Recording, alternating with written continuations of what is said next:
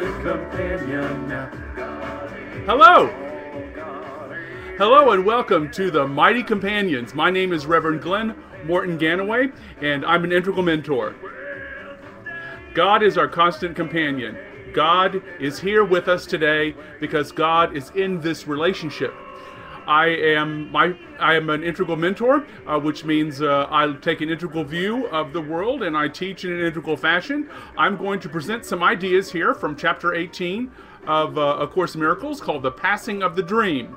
And I'm going to present them in a way that they are understood in four different ways. The four different ways include the way in which we operate and use these ideas in our brains, in our prayer life, in our self-talk, and the way that we understand we can choose our thoughts in the thoughts that we are thinking. That is the first quadrant. The second idea is the felt sense of the way these ideas operate in the world, the way they affect our bodies, the way they actually create the world that we're going to live in. It's a very important thing that we're going to be talking about today. We're going to be talking about the passing of the dream. Now that is a concept about us having the willingness, having the understanding and spiritual ability, and I would say natural ability to experience reality as it is. And that reality is more than one thing. That reality is available for us to experience in a body. That idea is available for us to experience tactically. There are physical laws that are at work here. So, and that is the second quadrant. These ideas, these spiritual truths actually affect the world in the way well, I wouldn't say they affect the world. They affect our ability to experience reality. So we're going to really be delving into the second quadrant today. The third quadrant is the structures of society, like driving on the right side of the road, or the way we read from left to right in some cultures and right to left in the other cultures. The way we talk about creating laws and cultural norms that create outcomes. So we'll be talking a little bit about how these ideas create the structures in the world that we live in. Now, peace is a reality, but our experience of peace is not always here. So what are the structures we can create that actually produce our ability to experience what is already here? So that's what we'll be talking a little bit about, but we do this in what is called the we space. We do this in a space of relationship. We do this in a space of oneness. We do this learning, this teaching and learning and accepting and moving into the world in a relationship.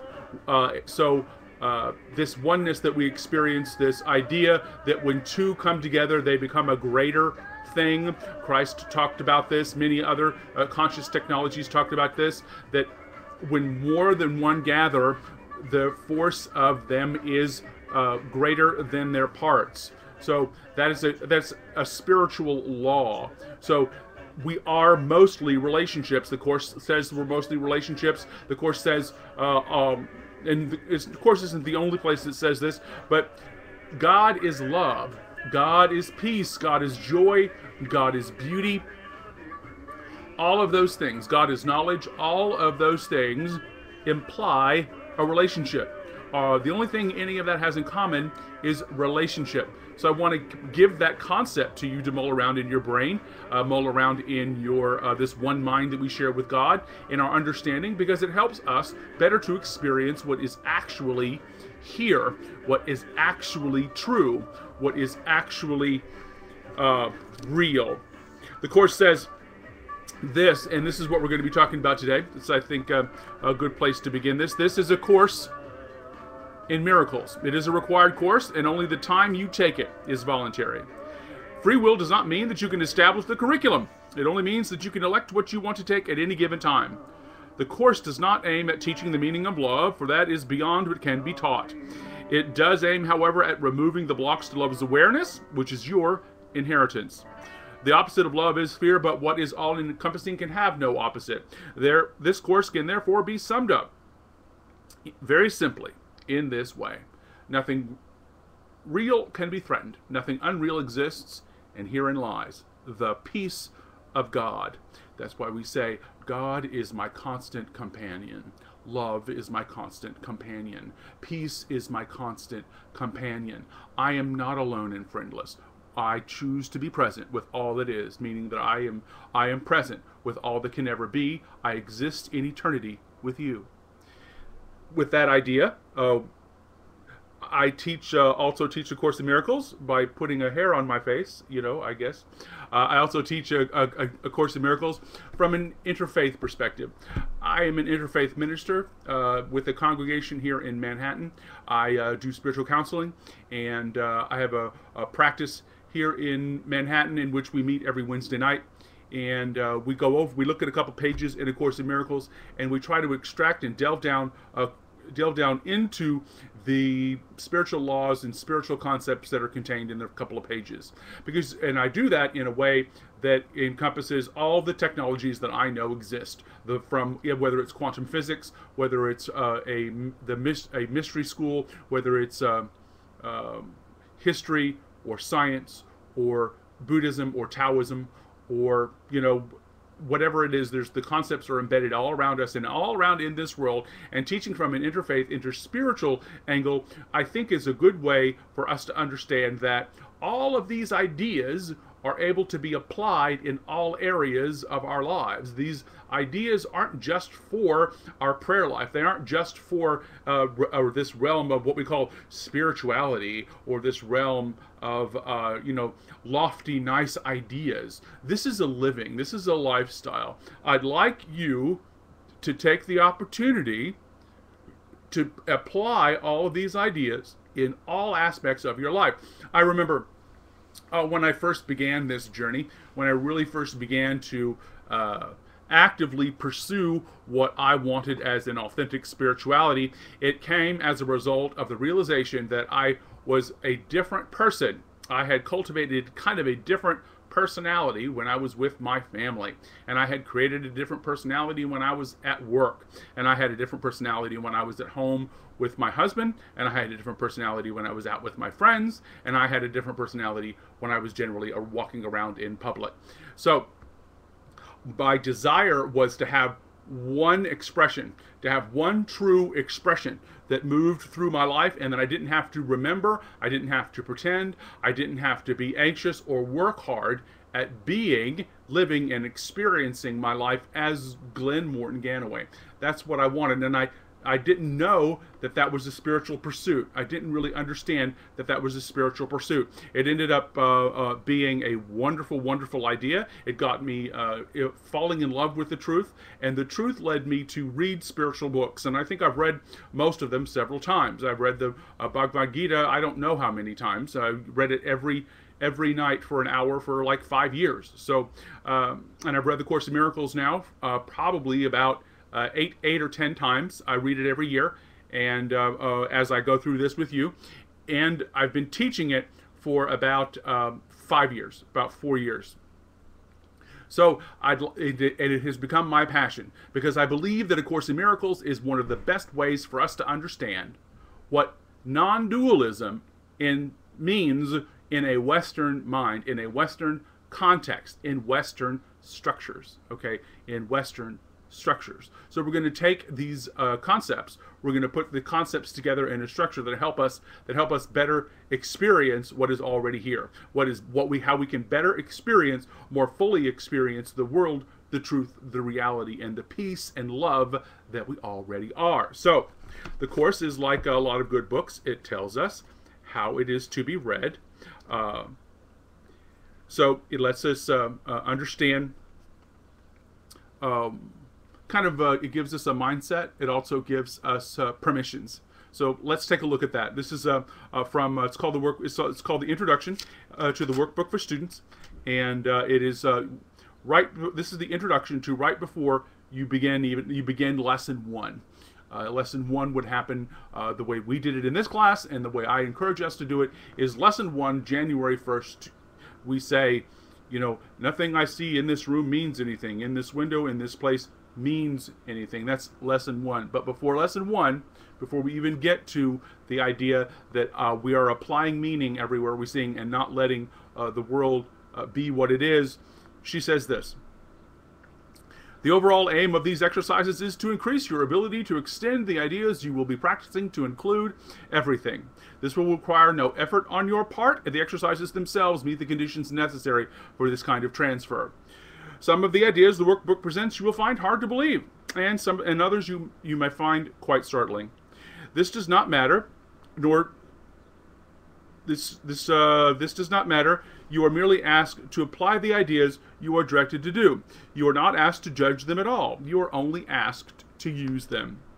It is their use that will give them meaning to you and will show you that they are true. Use the ideas. Remember only this: you need not believe the ideas. You need not even welcome them.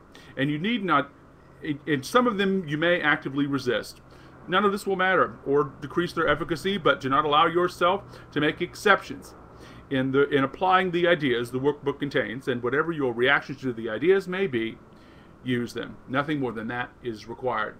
As you can see, I've read this a lot, and I get something new out of it, and I kid you not, every single time. I get something out of this every single time. Applying these ideas into each one of our lives proves their efficacy. Do you want a system? Do you want understanding? Do you want concepts that you're actually able to apply in a business, through to your relationships and to your prayer life? Not to mention ways in which they are felt and can be applied to actual physical objects. Are you interested in that kind of relationship with the truth? Because that's what really, really must happen. One of the first things she says in our path to awakening is we must first choose to turn to the light. What we first must realize is that having is being, that we have everything that we need.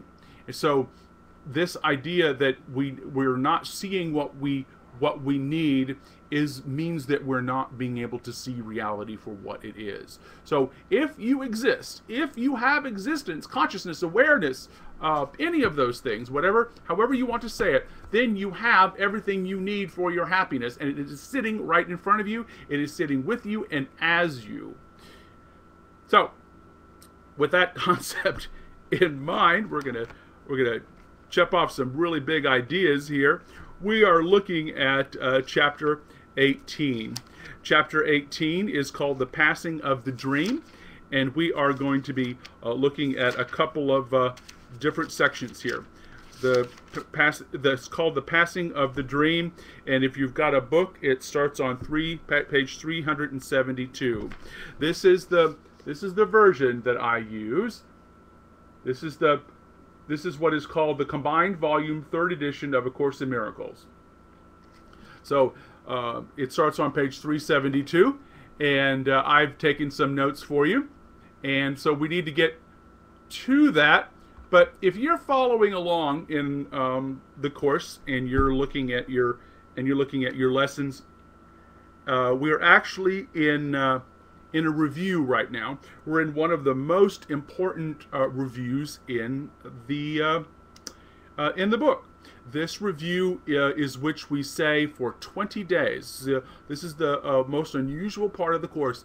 We say for 20 days, I am not a body, I am free.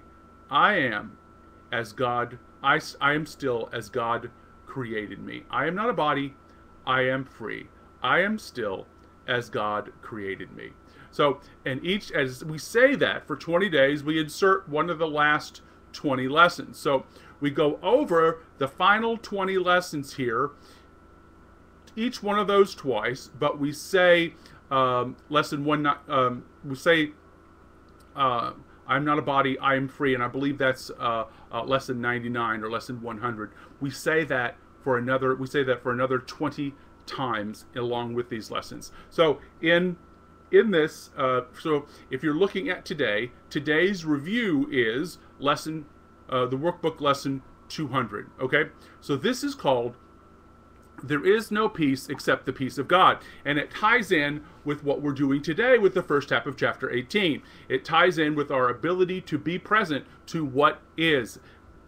So listen here. It says, there is no peace except the peace of God. Come home. Come home. You have not found your happiness in foreign places and in alien forms that have no meaning to you, though you sought to make them meaningful. This world is not where you belong. You're a stranger here, but it is given you to find the means whereby the world no longer seems to be a prison house or a jail for anyone. Freedom is given you. Freedom is given you where you beheld but chains and iron doors. But you must change your mind about the purpose of the world if you would find escape. You will be bound till all the world is seen by you as blessed, and everyone made free of your mistakes and honored as he is. You made him not, nor did you make yourself, and as you free the one, the other is accepted as he is. Peace is the bridge that everyone will cross to leave this world behind. But peace begins with the world perceived as different, leading from this fresh perception to the gates of heaven and the way beyond. Peace is the answer to conflicting goals, to senseless journeys, frantic vain pursuits, and meaningless endeavors. Now is the way easy, sloping, now the way is easy, sloping gently toward the bridge where freedom lies within the peace of God. Freedom lies within the peace of God. This next phrase is one I've said a lot. There is no peace except the peace of God, and I am glad and thankful it is so. There is no peace except the peace of God, and I am glad and thankful it is so. There is no peace except the peace of God, and I am glad and thankful it is so. There is no peace except the peace of God, and I am grateful and thankful that it is so.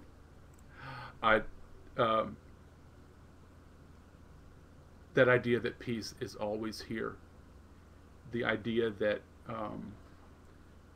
in another point of the course, that's the next chapter, she talks about your heart, this altar of your heart that you've built with God, that you've built where the Holy Spirit resides, is this eye in the storm where peace resides.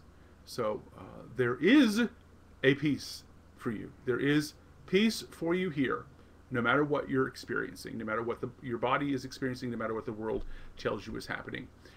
There is peace here, and it is yours. It is at this world as you. So the section 1, we're going to look this week at the substitute for reality, passing of the dream, chapter 18. There's 9 sections, and we're going to look at the first 4.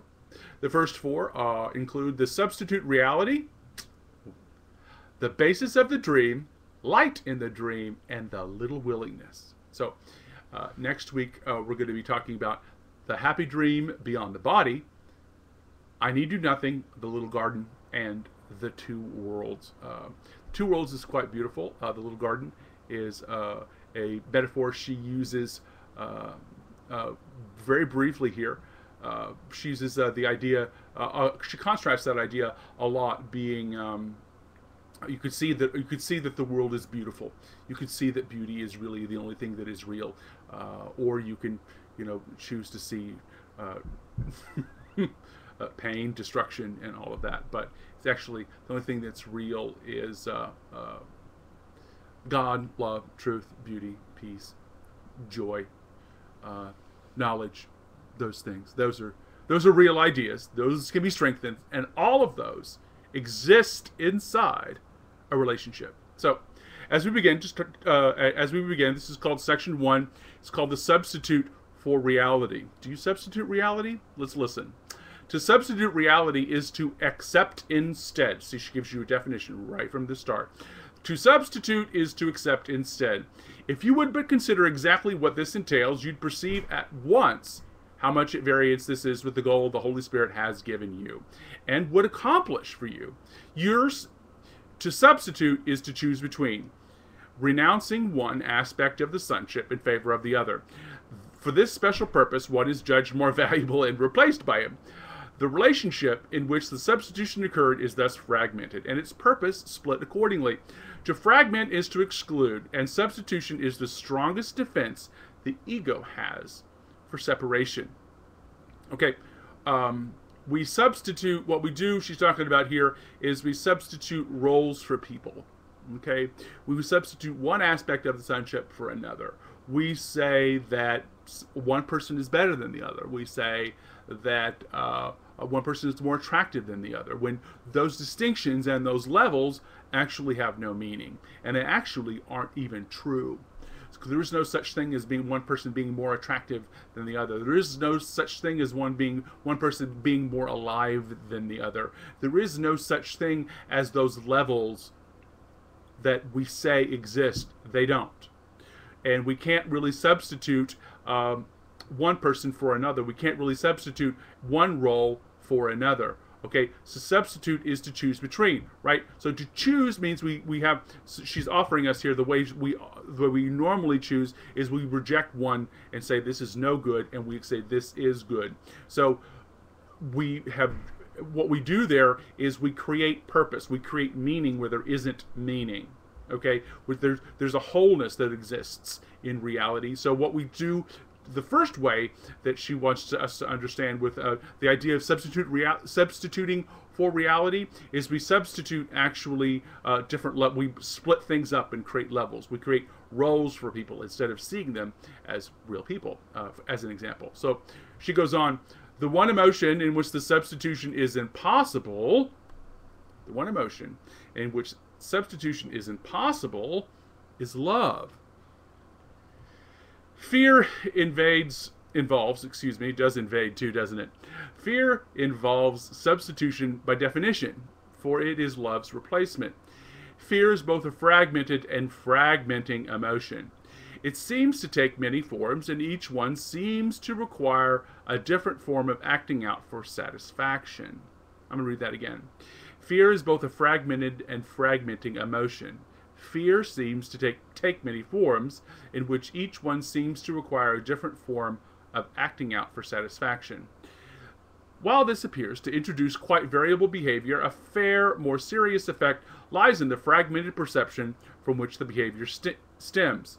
No one is seen as complete. The body is emphasized, with special emphasis on certain parts, used as the standard for comparison or acceptance or rejecting of acting out a special form of fear. We chop people up into body parts, don't we? This person we find attractive because they have a beautiful face, or we even chop people. This is a way of, she uses the term acting out very, very, very clearly here, and it is a kind of a clinical way. She was a clinical psychologist, so she did really understand the idea of acting out. What we do is, by acting out, what we do is pursue fear instead of allowing love.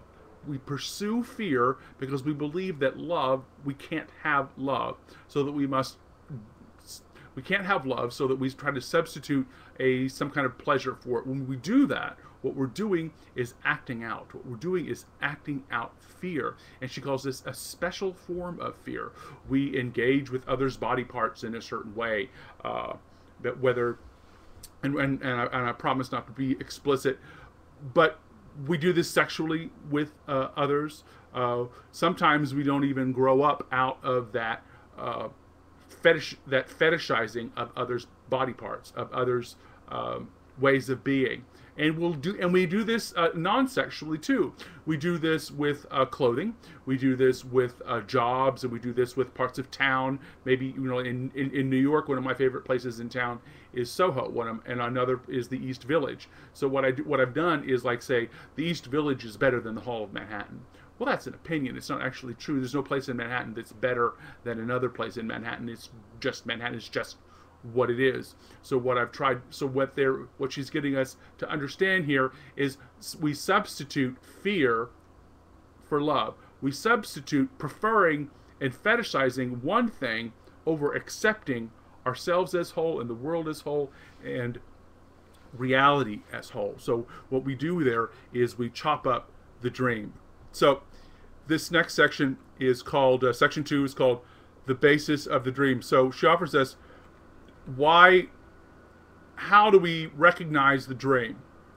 Two things she wants us to know: that we don't actually see people, we see roles, and we often don't even see people because we're chopping them into specific body parts. So chop people, places, and things into smaller and smaller bits and expect that to create love, or create the experience or the container for love. And this is the way that we don't do it. This is where we get it wrong. She tells us. So we need to be aware of when we're doing that. So the section 2 is called the basis of the dream, and this gets a little psychologically wonky, but I think you could follow it. I think this is a really good way of understanding kind of the way our minds work, the structures of our minds, and the thoughts that we think, and how that affects how we perceive reality. So let's listen.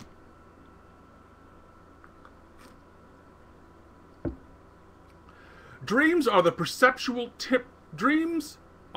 perceptual temper tantrums in which you literally scream, "I want it thus," and thus it seems to be. And yet, the dream cannot escape its origin. Anger and fear pervade it, and in an instant the illusions of satisfaction is invaded by the illusion of terror.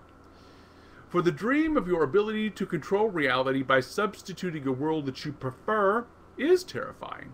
Your attempts to blot out reality are very fearful. But this you are not willing to accept.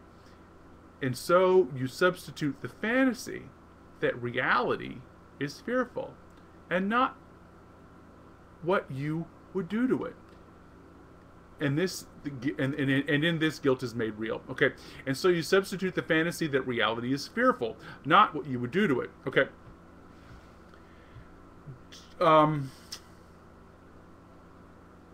We think we're going to be happier if things are different. It's not true, but we actually believe that in a lot of ways. We say, well, of course it's going to be beautiful.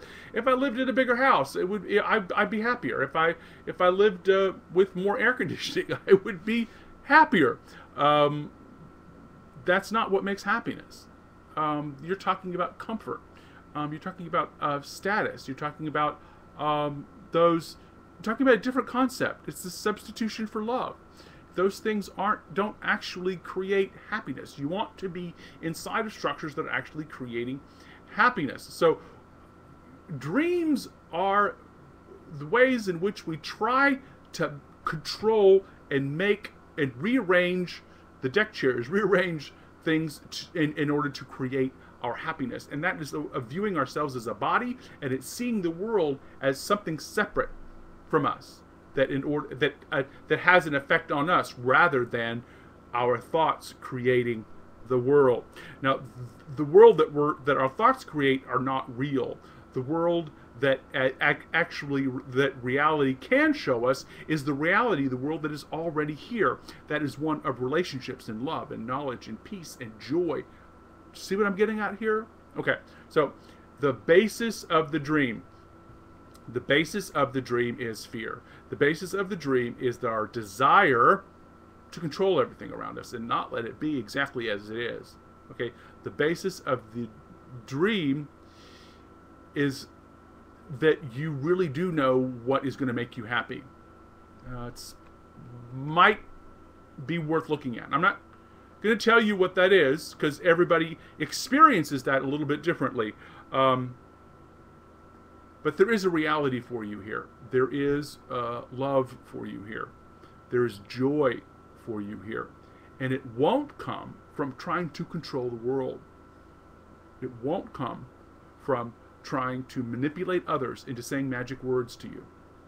So she continues, and this is kind of a long paragraph, but it's worth discussing, because she takes it apart and makes it very clear what we're doing when we aren't creating happiness, and the structure of the structures that create our suffering. So listen to this. Dreams show you that you have the power to make a world as you would have it be, and that because you want it, you see it. And while you see it, you do not doubt that it's real. Yet, here is a world clearly within your mind that seems to be outside. You do not respond to it as though you made it, nor do you realize that the emotions the dream produces come from you. It is the figures in the dream and what they do that seem to make you that seem to make the dream. You do not realize that you're making them act out for you. And for if you did, the guilt would not be theirs, and the illusion of satisfaction would be gone. In dreams, these features are not obscure. You seem to waken, and the dream is gone. Yet what you fail to recognize is that you caused the dream, that what caused the dream has not gone with it. Your wish to make another world that is not real, your wish to make a world that is not real remains with you. And what you seem to waken to is but another form of the same world you see in dreams. All your time is spent in dreaming. Your sleeping and your waking dreams have different forms, that's all. Their content is the same. They are your protest against reality and your fixed and insane idea that you can change it. In your waking dreams, the special relationship is your determination to keep your hold on unreality and to prevent yourself from waking. And while you see more value in sleeping than in waking, you will not let go of it. Do you think that's true? Do you think that you dream only to awaken to another dream? Do you know what causes you to dream? Psychologists say that we dream in order to psychologically work out disconnect in our own cognitive. We work out cognitive dissonance in our dreams. We are able to we try to psychologically process what we can't do on a conscious level. Well, what would happen if you chose to work out those unconscious ideas while you were conscious? What if you had tools that allowed you to experience what was blocking you from being present with the world, was blocking you from experiencing reality? That's what we're talking about. That's what the Course in Miracles is for. But you don't want the Course in Miracles. You don't want truth or beauty or joy or any of this until you really want to know yourself. Until you realize that I would rather be happy. I would rather know what is actually happening rather than trying to control the world. Because you've got to realize somewhere, come to some conclusion that you cannot control everything. Nor would you want to.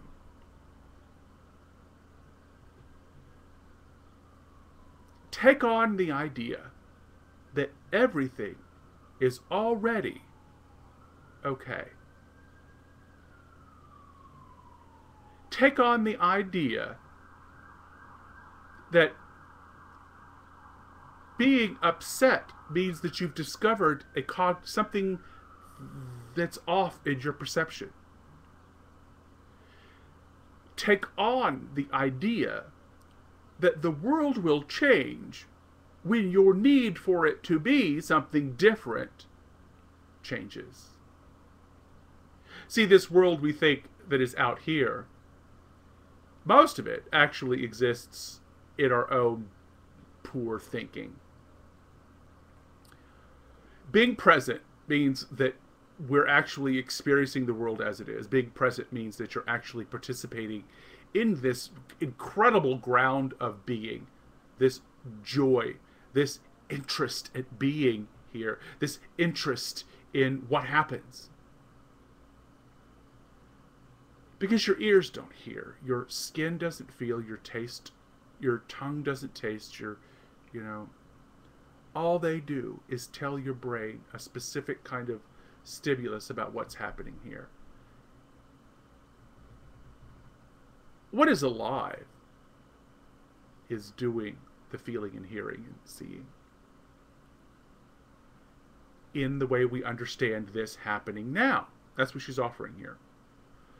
Understand that when we're making up meaning, we're not seeing reality.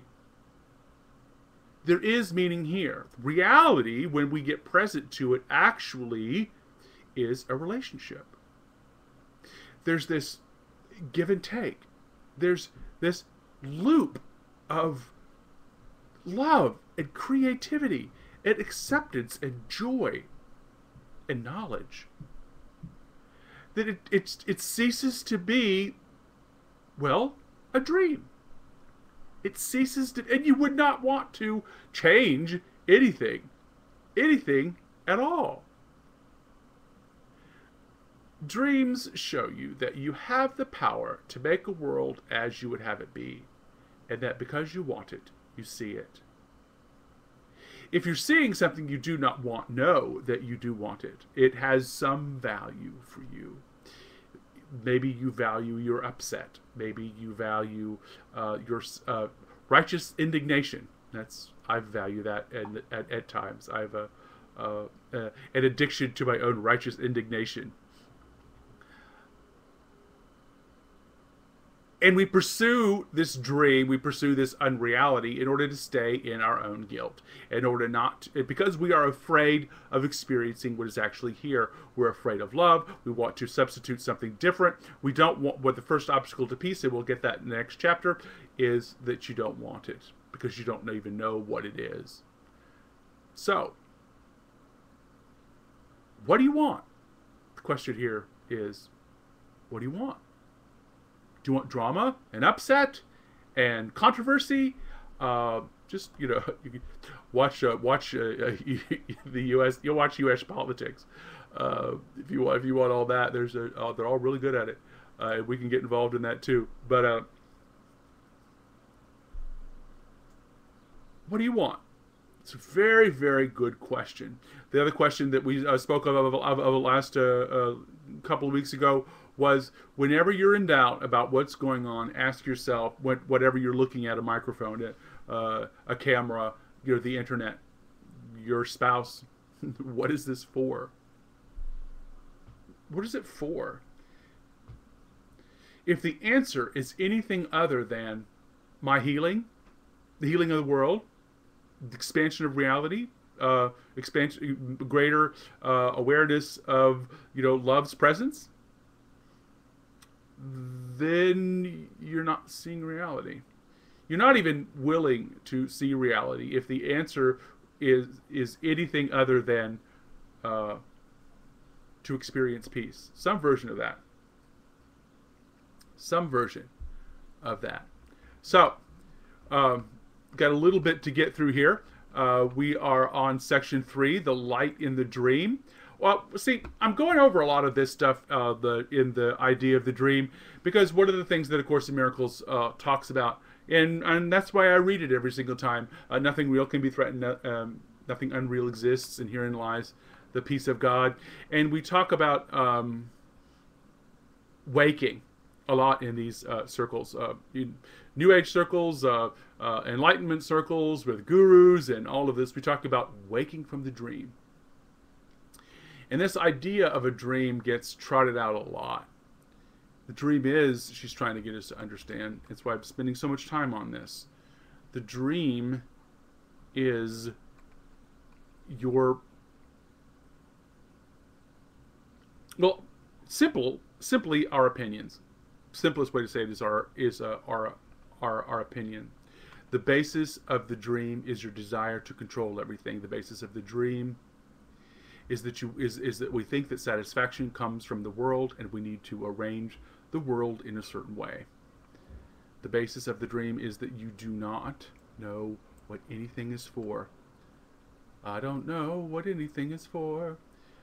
Dreams show you that you have the power to make the world as you would have it be, and that because you want it, you see it. You could want a world of peace, and you would see that. You could want to experience reality. It's kind of where I started out. I wanted to know what was really happening. What is really going on here? That's how I started. So, what is anything for? And what do you want? Good questions. The light of the dream is section 3. The light of the dream is section 3. It says, you have spent your life in bringing truth to illusion and reality to fancy.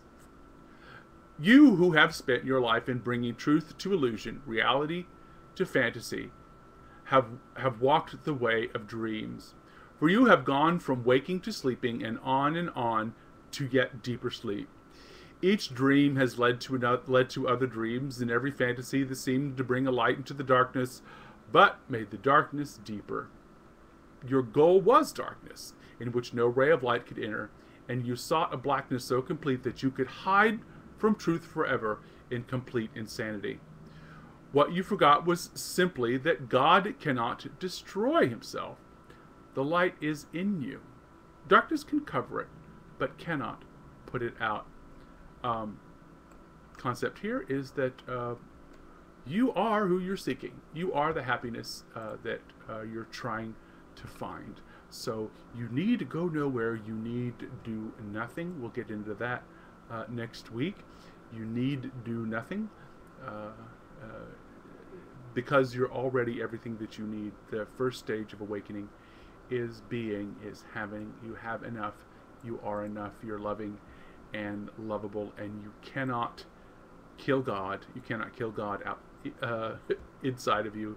You can't put the light out too bad. You who hold your brother's hand also holds mine. For when you joined each other, you were not alone. Remember that? You're not alone. Do you believe that I would leave you in darkness, that when you agreed to leave with me? This is in Helen Schuckman's mind, Jesus speaking to her. You who hold your brother's hand also hold mine, and when you joined each other, you were not alone. Do you believe that I would leave you in the darkness, that you agreed to leave with me? In your relationships is this world's light. In your relationship is this world's light. In your relationship is this world's light. And fear must disappear before you now. Be tempted not to snatch away the gift of faith you offered to your brother. You'll succeed only in frightening yourself. The gift is given forever, for God himself received it. You cannot take it back. You have accepted God. The holiness of your relationship is established in heaven. You do not understand that you accepted, but remember that your understanding is not necessary. Remember that from the first part? All that was necessary was merely the wish to understand. That wish was the desire to be holy. The will of God is granted you. For you desire the only thing you ever had or ever were. Is that beautiful? Do you desire yourself? Oh, do you believe that the truth is within you? Do you know that the light is in your relationships? Strengthen your relationships, and you will strengthen your experience of life. That's the second quadrant. If you're interested in experiencing and knowing what love is felt like in a body, you will work on your relationships to strengthen the trust there, to strengthen the love there, to strengthen your faith, understanding, and ability to let others be exactly as they are and love them exactly as they are, whether you understand them or not. Whether you understand yourself or not. Are you looking within? Do you know how you work? Do you know yourself very well? Well, what you like and what you don't like. And see, those things aren't problems. You need to know and accept where you fall on that thing. You know, is red your favorite color? Is green your favorite color? Do you like seafood? You know, do you like the smell of? Smell of this perfume or that perfume or cologne? You've got to find out where you are and who this is. Okay. Once you do, you'll find out that this like I did, maybe that Glen doesn't really have existence these likes and dislikes and things like that don't really have existence. There's this sort of collection of impulses that are put together in this really unique and beautiful way for a while. But none of that kind of reaches reality. Reality is what's experienced through it and with that idea. My personality, or Glen, is kind of like the salt of the earth. The salt. There's a flavor to reality through Glen's eyes, through Glen's personality, through the Glenness of the world I'm living in. It's kind of like a flavor, but that doesn't change, what something is. It couldn't possibly, but it does. So I'm really interested. This God idea is really interested in this novelty of Glen that will really sort of a flash in the pan as far as all time and eternity is concerned. But it makes it no less lovely, no less worth doing, worth experiencing. All hail the time when there was a Glen, but doesn't rise to the level of reality. So when we get together in those relationships is when we're able to have more and more of those flavors that come together that kind of cancel each other out in a certain way. I'm using odd language here. I don't think I've ever done this before. Kind of cancel each other out, and more of unadulterated, unflavored reality, unflavored reality is able to be experienced by more and more people. And so, because I desire truth, because I desire myself. Okay, continue. Not one light in heaven, but goes with you. Not one ray that shines forever in the mind of God, but shines on you. Heaven has joined with you in your advance to heaven. When such great lights have joined with you, the great lights, that's your friends. When such great lights have joined with you to give you the little spark of your desire, the power of God Himself, can you remain in darkness? You're coming home together. You're coming home. Come home. Come home. Come home. You are coming home together after a long and meaningless journey that you undertook apart and that led you nowhere. You are coming home together.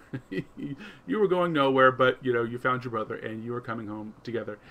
And from this light will the great rays extend back into the darkness and forward unto God, and to shine away the past and make so room for His eternal peace, in which everything is radiant in the light. So heaven is here. Your brother is here. It's quite lovely. The image of all of us walking home together. Wonderful. Your brother can show you home. Your brother can take you home, and he doesn't have to really do very much. Just has to be willing to see you as you are, and you can take your brother home by being able to work on your ability, create the structures in your life that allow you to see your brother as he is, see the world as it is. And your brother can be a dog, your brother can be a dolphin, or doesn't require existence is existence is existence is existence. Being is being is being is being is being is being is being. There aren't levels. We try to, what she's talking about there in the first thing, we chop people up, and with some people, some beings have, like the hope, like the Lakota say, our two-legged brothers, our four-legged brothers, our legless brothers, our stationary brothers, our brothers the stars, our sister the moon. There aren't levels of existence. There aren't levels of being. There's only being. You know why? Because there's only one thing. Now, it comes in many, many, many forms. She says that we confuse the appearance of many as proof there's not one. All these things that are growing out of the earth, it's still one earth, and everything on it. You're still made of earth, just like the trees are. You're still made of earth, just like the birds are, the bees, or the peppermint trees, or we're made out of these things. We're one thing happening here. So as we wrap it up here, we're on section 4. It's called the little willingness. It says the holy instant, and that's this time when we spend together. The holy instant where two minds come together and something greater happens. The holy instant where heaven and joy and all knowledge are present. The holy instant is being. The holy instant is the result of your determination to be holy. The holy instant is the result of your determination to be holy. If you look inside, that's what you'll find, your holiness. It is the answer. Your determination to be holy is the answer. Willingness is required, but your determination to be holy is the answer. The desire and the willingness to let it come precede its coming. You prepare your mind for it only to the extent of recognize that you want it above all else. Where's the question? What do you want? It's not necessary that you need do more, and indeed it is necessary that you realize that you cannot do more. You can't do more than be determined to be holy. And the willingness and desire for that. You can't do more than that. The rest is the doing that happens after that sort of happens because of the desire, because of the willingness. Trust not your good intentions, they're not enough, but trust implicitly your willingness, whatever else may enter. Concentrate only on this and be not disturbed that shadows surround it. That's why you came. Teacher offers you an idea of like, why are you here? To experience your holiness.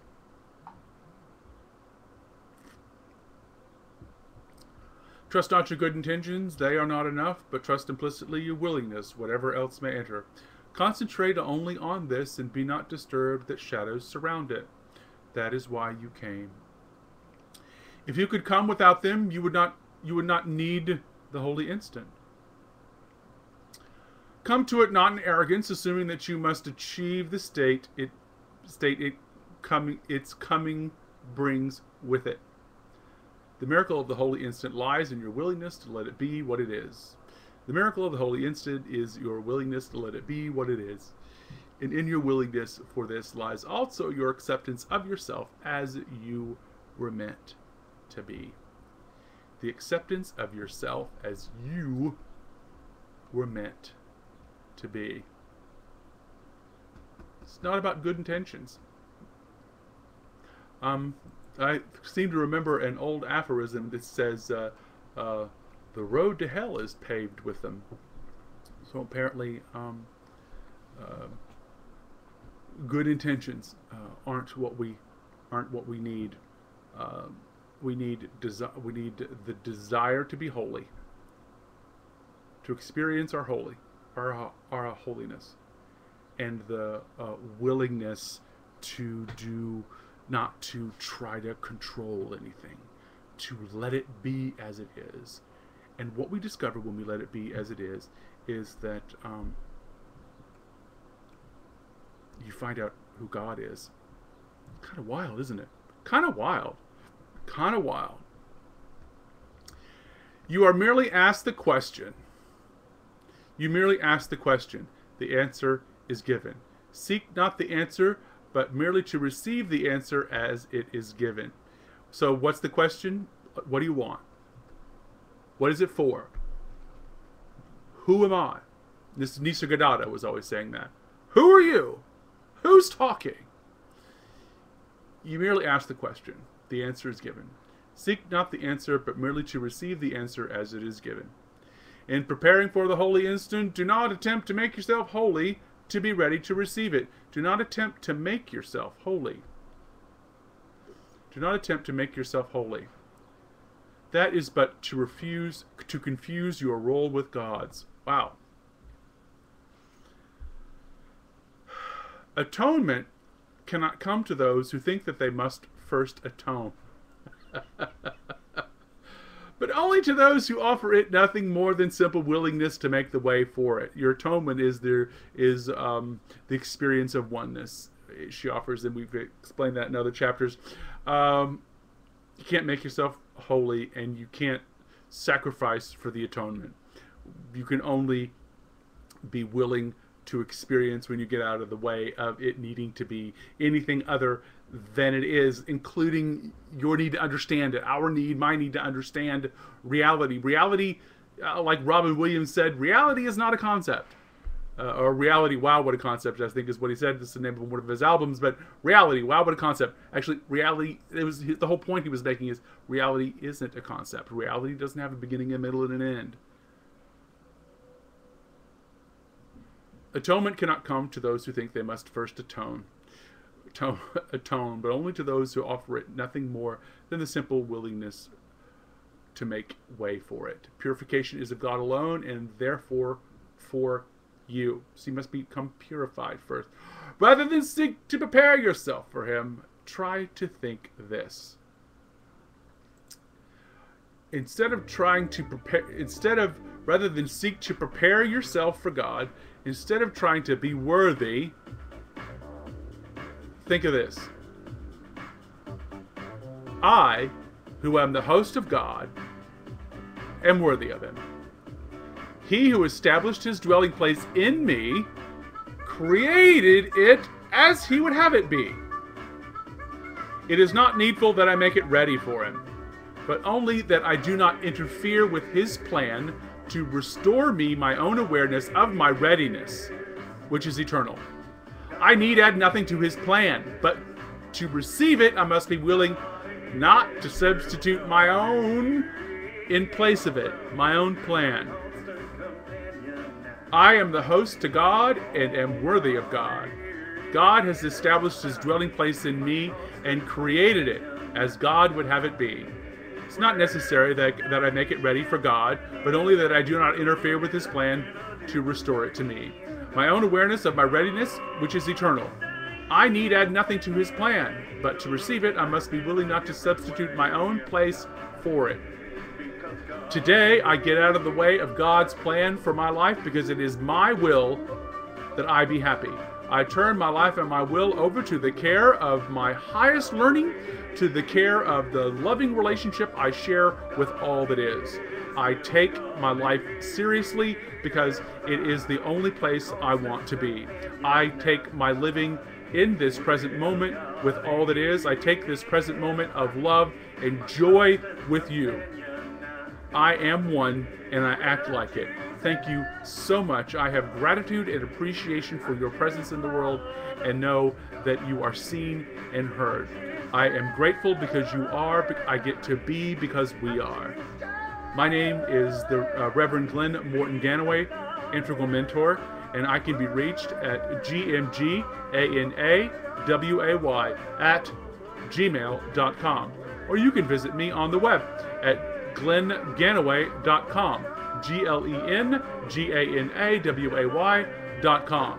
And we have just launched a brand new site that has a lot of information about Rev.Yolanda and I. It's called Bearded Lady Productions, LLC. So you can look up Bearded Lady Productions, plural, Bearded Lady Productions, LLC.com, and you can learn all the links are there together to Yolanda's site, my website, and all of our activities that are going on there. Thank you for being with us. Have a great Saturday. Have a great weekend. And I will see you next week for the second half of Chapter 18, The Passing of the Dream. Wake up. It's easy. You're there.